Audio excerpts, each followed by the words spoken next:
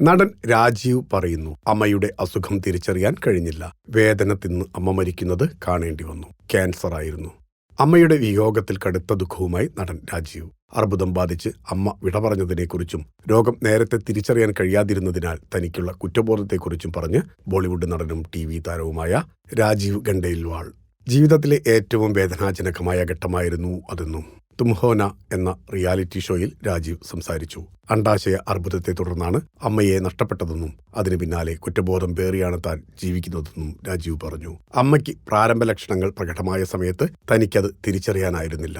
അമ്മയ്ക്ക് എന്താണ് സംഭവിക്കുന്നതെന്ന് തനിക്ക് മനസ്സിലാക്കാനും കഴിഞ്ഞില്ല.